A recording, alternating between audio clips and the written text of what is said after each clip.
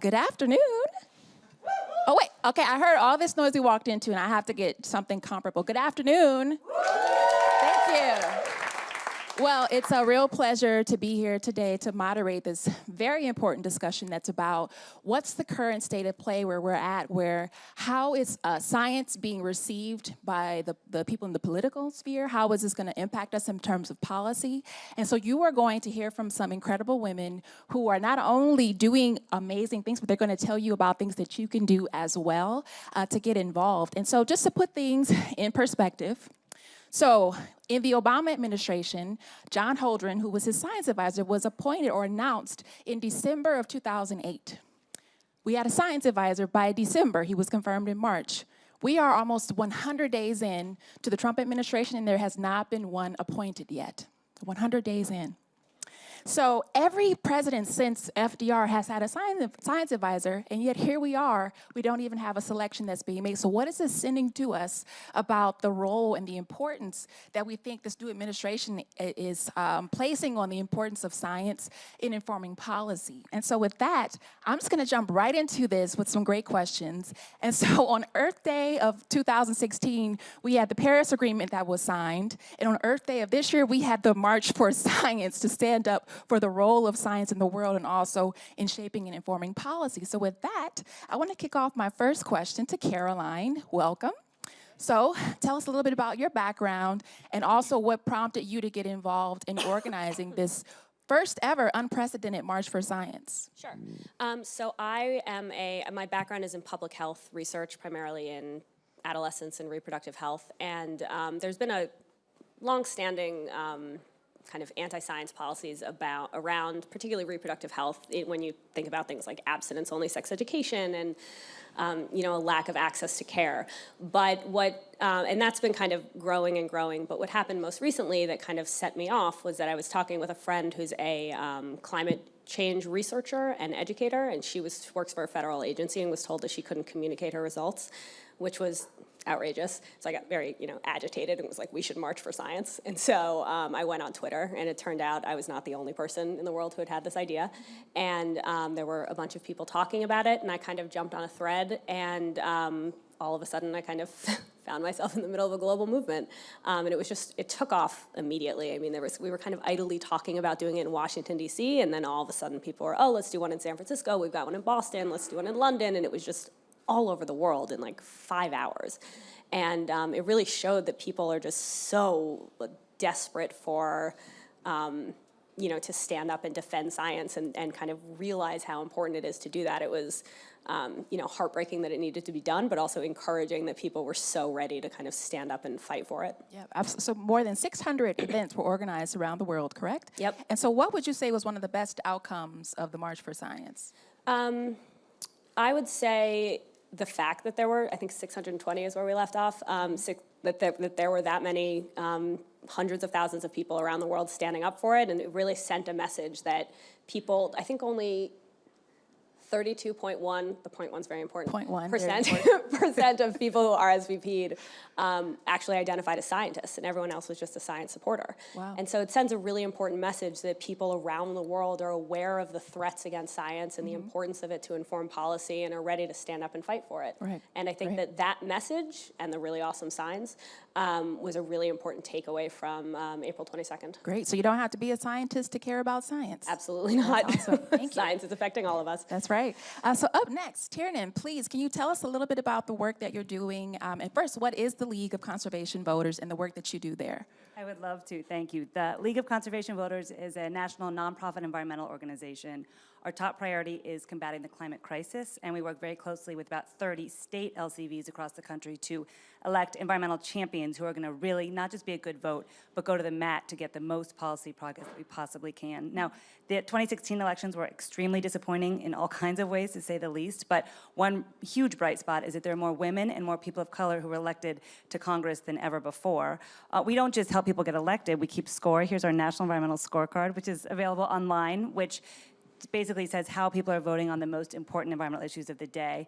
I personally am our Senior Vice President for Government Affairs, so I used to work a lot with the Obama administration to help you all make incredible progress, and of course, I spend a lot of time now protesting the Trump administration and all of the horrors that are underway, but also work very closely with my team and with the state LCVs on our policy priorities with members of Congress and with congressional candidates. Great. So what's the current state of climate and what's at stake as well in terms of what we are facing with the Trump administration? So for sure, the stakes have never been higher.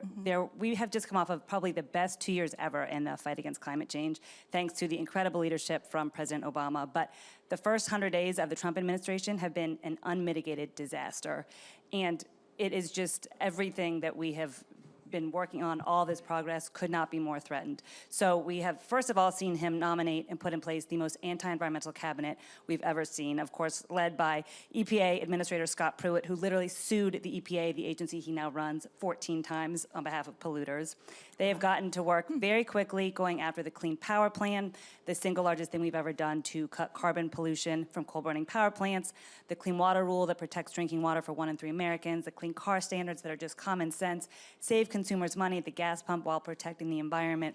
The budget is an absolute atrocity. We have seen a proposal of a 31% cut to EPA's budget, even eliminating the Environmental Justice Program, a $1.5 billion proposed cut to the Department of Interior, and then the president has the audacity to pull the stunt of giving his first quarter salary to the Park Service. The American people know better than that. So we've also seen him approve dirty and dangerous infrastructure projects like the Keystone XL tar sands pipeline and the Dakota Access Pipeline. So we are going to fight tooth and nail against all of these things just 100 days in. Normally we wait until the end of a president's first year to give him a letter grade. It's very clear. Donald Trump deserves an F. If there was like a grade that was worse than an F, he would deserve that. So he's the most anti-environmental, anti-public health president we've ever had. Wow. Yeah. I don't know if we should clap for that. Well, we're not clapping for that, but for you, actually. So thank you for that. So let's keep the conversation moving. Thank you so much for that very informative response. So I want to keep moving down to Nicole. So Nicole, can you tell us about the work also in this sphere of focusing on climate change, the work that you do? First, what is the Union of Concerned Scientists and the work that you're doing there? Well, UCS is a nonprofit environmental organization like LCV is, and we focus on a range of threats, from protecting the world against the threat of nuclear war to looking at innovative ways to address the impacts of climate change. And what I do at UCS is work on sea level rise and climate change issues, and I focus on the impact of sea level rise on communities of color. We know that communities of color not only are disproportional to the impacts of pollution in general, but we're also vulnerable to the impacts of sea level rise. So there's already flooding happening in neighborhoods in Miami, in New York, like in Jamaica Bay, in Louisiana, and in Texas. So we work in those communities to drive resident-led adaptation projects. And so sort of two quick questions that could be grouped together. Why is there urgency for action now, and what specifically makes communities of color disproportionately impacted or susceptible to the impacts of sea level rise in particular? So I think for a long time, people thought of climate change as something that was going to happen in the future, that we had time to completely stop climate change. That's no longer the case. We're living in a time that scientists are calling the Anthropocene, the time where humans are now affecting the climate and we're seeing those impacts. So we are seeing flooding during sunny days in low-lying places around the country. We're seeing record heat, Earth surface temperature heat set year after year after year. So now it's not just about mitigating climate change, but it's adapting to the impacts we can't avoid. So the window for us to stop the worst of climate change is quickly closing, and we need to take decisive action. And that's why there's a sense of urgency and a sense of worry amongst scientists and folks that understand the consequences of climate change. Great. And then you mentioned communities of color. Yes. And we are disproportionately vulnerable because in the US, we have a legacy of extreme inequality when it comes to getting access to housing, education, and employment. And when we look at what makes a community vulnerable to the impacts of climate change, those are three of the biggest indicators. So we're already at a disadvantage when it comes to getting access to the information about climate change, not just in general, but in the way that it's going to impact our communities. And when we are feeling those impacts, we don't have equal access to the resources we need in order to be able to adapt. Wow. Yeah. Thank you so much for that. So I'm going to keep the conversation moving. So Kate, Dr. B also, can you tell us about your work? So we're shifting gears a bit from these conversations around climate and things that people are doing to address and inform communities. And now we're going to shift a little bit to talk about the education sphere and sort of the next generation of people who are being trained as scientists. So can you tell us about your work in the education space, but also in outreach about science and education and careers in science? Absolutely. Well, first of all, thank you to the Build Space for having us. I'm so proud and happy to be here. So I have a background in inorganic chemistry. I have a PhD in inorganic chemistry. I'm a professor of chemistry at the University of Texas, Hook'em Horns. And so what I do is I go out there and I teach general chemistry, both for majors and non-majors, and I try to get the babies, so like the freshmen in college, I try to get them excited about chemistry and just show them why science is amazing and all the real-world applications that we could possibly have for that. But my favorite part of my job is that I have an outreach program called Fun with Chemistry, and what I do is I go out to local Austin schools and I blow stuff up and I try to show kids that science is fun and entertaining, and you don't have to be a dork to like science. You can just be a normal girl who likes to blow stuff up, which is me. Yeah, woo, we can cheer for that, absolutely. Yeah. And it's one of my favorite things in the entire world, and I see the students respond to it. So I go out there, and my favorite thing to do is throw hot water into liquid nitrogen, and I create this huge thundercloud, and you watch these kids freak out over nitrogen, right? I mean, we don't ever see that, so it's a way to just get them excited and engaged, and then you sneak in the chemistry, and be like, oh, hey, guess what you just saw? Vaporization. Like, ooh, how exciting. So that's my entire mission, is I'm just getting rid of this terrible image of a scientist, that it's nerdy or weird or awful. It's awesome. We are awesome people.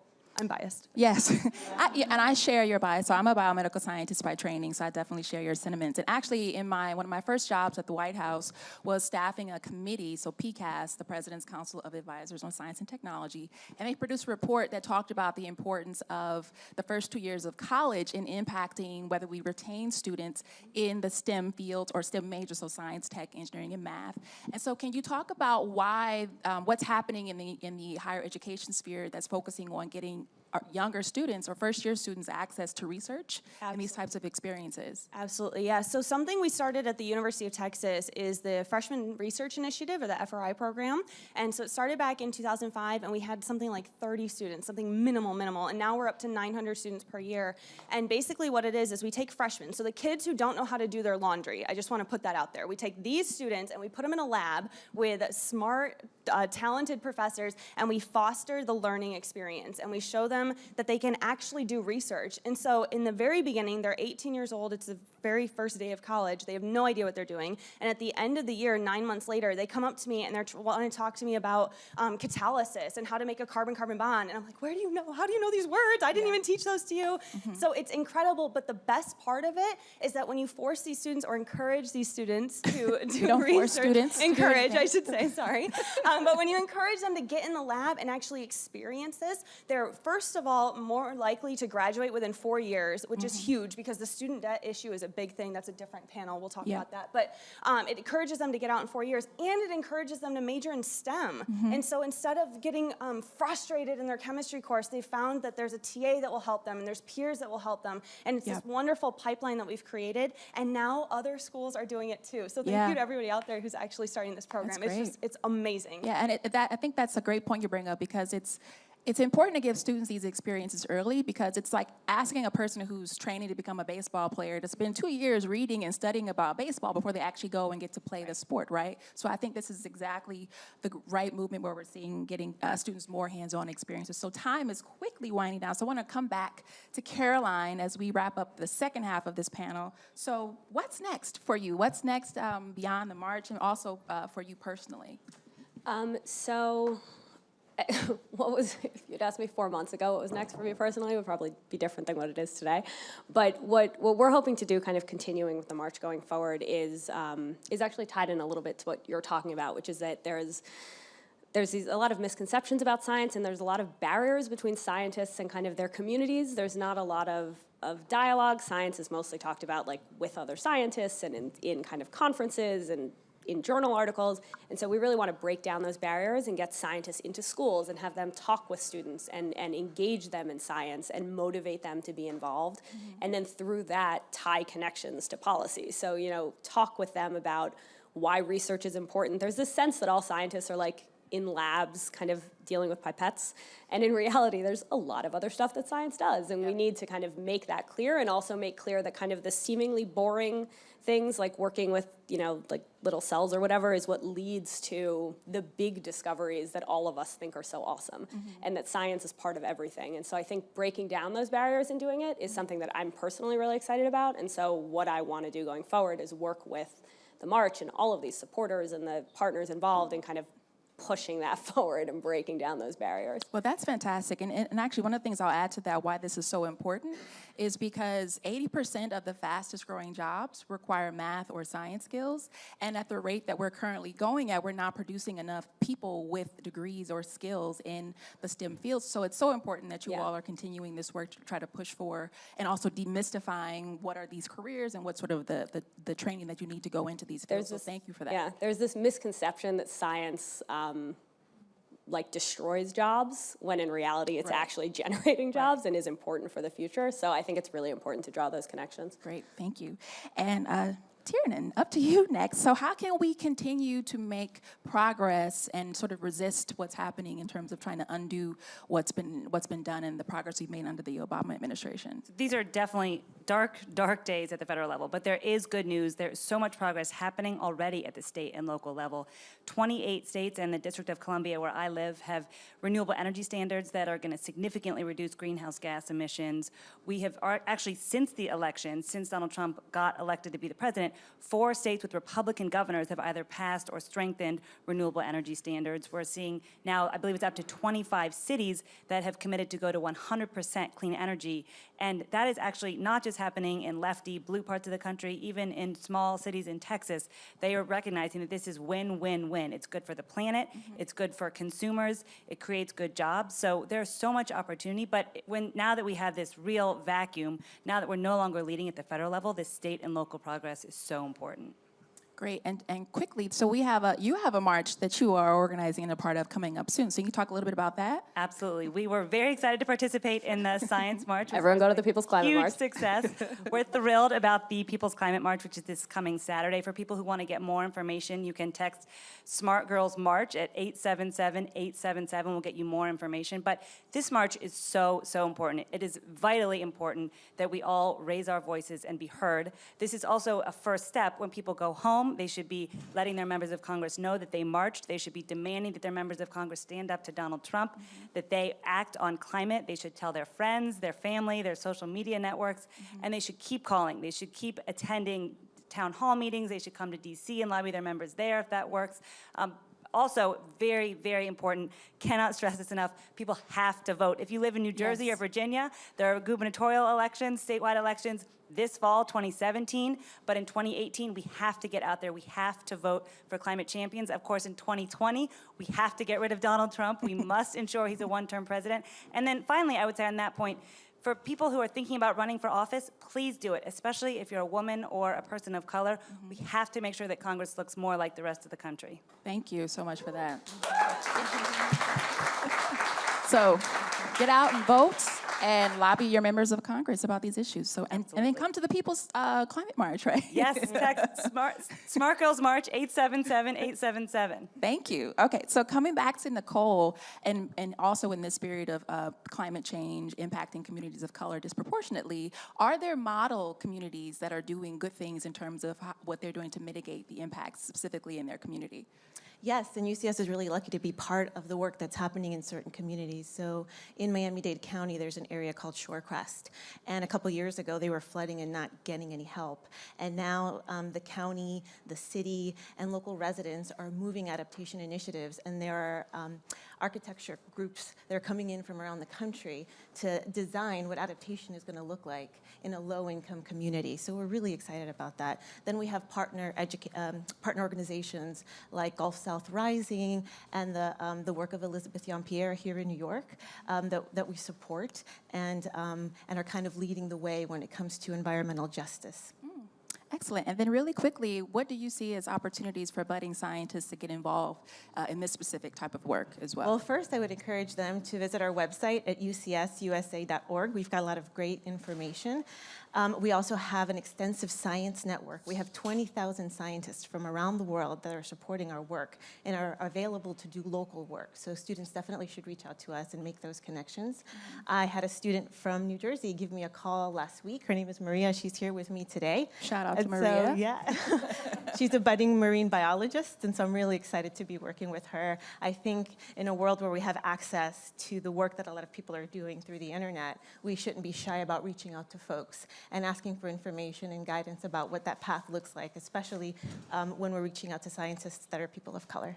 Great, thank you so much for that. And then coming back to Kate, so also in the spirit of promoting inclusion, especially in the STEM workforce, and another stat I'll give you is that women who are roughly half of this population are only about 29% of the STEM workforce. African Americans and Hispanics comprise, people over 21 comprise around 26% of the population, but are barely 11% of the STEM workforce. And so, Kate, can you talk about this trend that's happening where we're trying to push for scientists themselves to become better communicators, especially to lay audiences about their work as well?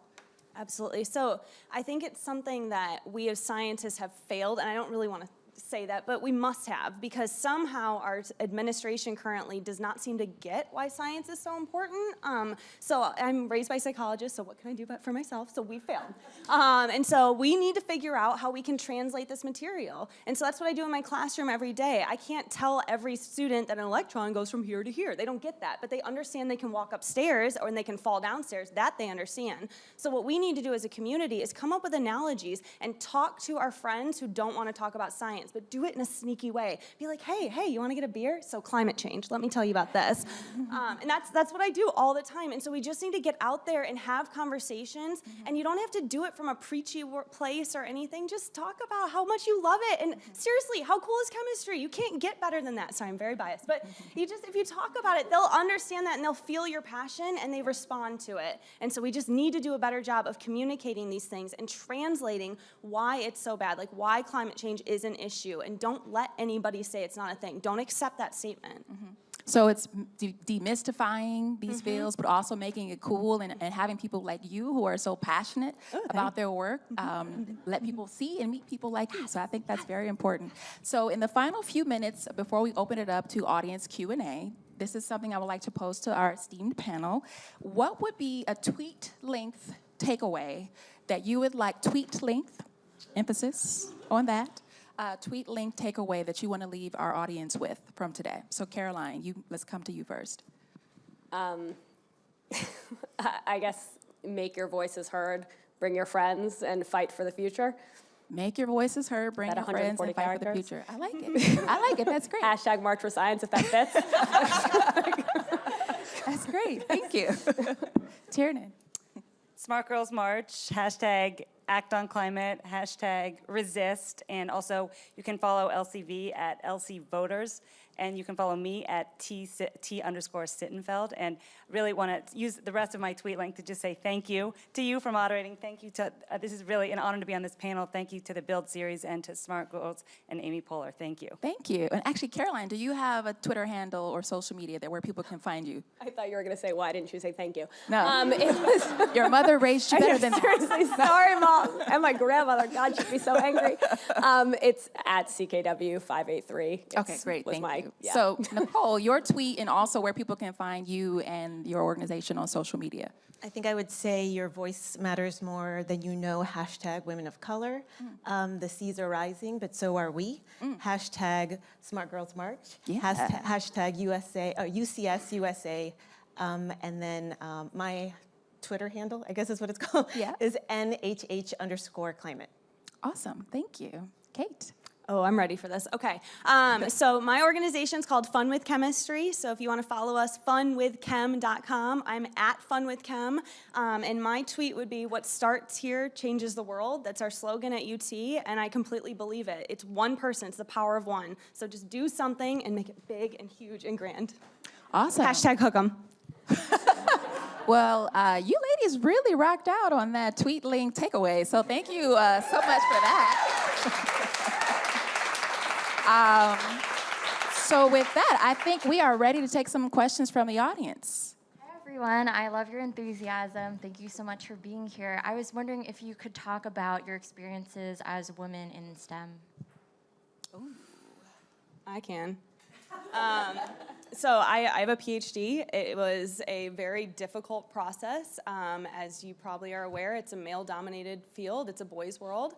And it's challenging. And I tell everybody that if you're going to try to get that degree, please know you're going to get discrimination. And the prettier you look, the dumber you must be. That's just the thing, right, walking in the door, which is ridiculous, absolutely ridiculous, because just because you have a woman brain doesn't mean it doesn't work as well. I mean, that's not science, right? So for me, I would say it's hard, but go for it. You're going to get discriminated against, and it's so worth it once you're at the end. Just push through it. It doesn't matter what anybody else says. All it matters is the quality of you and your work and your brain. That's all that matters. Great, thank you. And actually, we'll take moderator privilege. And the one thing I will chime in and add to this, and so I'm a biomedical scientist with a PhD that I got from Harvard, and I didn't know what's known as the imposter syndrome until I got to Harvard, and I felt like maybe they made a mistake, I'm not smart enough, et cetera. And so the thing that I want to tell people, where's the camera? Those of you watching at home and those of you here, is that if something is hard at first, it doesn't mean that you don't belong or that it's not for you. Anything that's worth achieving or doing, you're going to have to work at. And so don't let these cues, and if there's a stereotype that says, oh, girls aren't good at science, or if you're a girly girl, then you're probably not serious. Like, don't buy into that, and don't let difficulty make you opt out because you think it's a sign that you don't belong. So that's it. Okay. Any other questions? Thank you for that great question. Any more? Hi, Here we thanks are. so much for being here. Kind of going off that, I mean, when I was growing up, I don't think there was a push really for girls to be interested in science. I don't think we were given the confidence really to pursue that as much as the boys were. And I'm kind of wondering, like, how did you guys really find such a spark and passion for science for younger girls watching? I would say that that wasn't in your head. That is actually the case. Like, science shows that, we're not doing enough to get women involved in STEM. And for me, it was my parents. I kind of lucked out on that front, that they always kind of pushed me towards science because they could see that I kind of was interested in it and just nudged me along. But also, I think it's about having great teachers and being exposed to people who really promote that. And that's one of the reasons that it's so important to not let scientists just kind of stay with other scientists, but to make them get into communities and have those conversations so that kids see that scientists are all kinds of people and that it is something that we should all engage in and really, make an effort to kind of drag STEM into the inclusive community that it needs to be. Anyone else? Going once, going twice? Well, I would just say, if it's something you really want to do, whether it's anything in STEAM, you have to follow your own passion and drive. I mean, there were a lot of times I was told I couldn't do science because I was a woman or because I'm a person of color. But in the end, you kind of just have to, brush it off and keep going. And so it helps to be a little bit hard-headed and stubborn, because sometimes that's what you're going to need to have in order to kind of push through when people are kind of telling you to back down. I would also add, I'm not a scientist. I'm so admiring of all my colleagues who are, but I think for whatever your passion is, and if your passion is climate change or protecting national forests or fighting for clean water so we never have a Flint, Michigan situation again, which of course there are far too many all across the country today, know what your passion is and have the confidence and know that you can succeed and have a huge impact and make the world a better place in all kinds of ways. Great, thank you. And so we have time for one more question. Yes. Ladies, my question is about climate change. I personally will not be able to articulate as well as you all climate change and its negative effects. So I wanted to know, what are some points or information that I should know that are simple that I could use against someone in an argument that when they don't. That's a great an question. argument. Hashtag stay woke and come equipped, right? I actually want to know the answer to this too. Well, there's a lot we could say, but I'll kind of start. So sea level rise has gone up 8 inches in the last 100 years. And the rate of sea level rise is double what it was 80 years ago. So we are seeing the effects of climate change specifically through sea level rise. But we can also look at heat. So last year was the hottest year on record for Earth's surface temperatures. The year before that was the hottest. The year before that was the hottest. I have a slide. I give presentations all around the country, and I talk about temperature. And so every time I go to give that presentation, I go and check my slides to make sure I have like the latest information. And I'm like, oh no, this can't be right. This is last year's slide. But every year, it's like the same slide where I'm talking about how hot the previous year was. So we're seeing crazy records being broken on all fronts, and it's really unfortunate that we weren't able to give science the respect that it deserved 30 years ago, where we could have started to prevent some of the worst impacts, but we're living with those now. So if you have a friend that doesn't believe in sea level rise, they can go down to Miami in October on a sunny day and see the salt water come up through the storm drains because of those 8 inches of sea level rise. During the highest tides, flood residential areas across Miami-Dade County. And it's not just happening in Miami, it's happening in Galveston, it's happening in New York, it's happening in South Carolina and North Carolina, and it's happening more in communities of color. Great. And I think Tiernan, that's quick, really important, really well said. I also think it's very important to focus on the public health impacts. This is not some abstract problem that is going to happen someday. The Clean Power Plan, when it's fully implemented, would prevent 90,000 asthma attacks each year. Talk to the families of people whose children are having to go to the hospital. Talk to the people who are experiencing premature death in their family. There are real devastating consequences to climate change happening right now all across the globe. Can I add one tiny thing, 4 seconds? Look at your city, specifically where you live, and find your stats, because it's a lot easier to communicate with someone and be like, here in New York City, these are my 7 things you can say, because that's what I do in Austin, personally. Wonderful. So on that note, I want to thank our amazing ladies here, our awesome panelists. I want to also thank the Build series for hosting this very important discussion. Also, Amy Poehler's Smart Girls, and shout out to Maggie Chifo, wherever you are in this room. Thank you. And thank you to this awesome audience for being so great here today.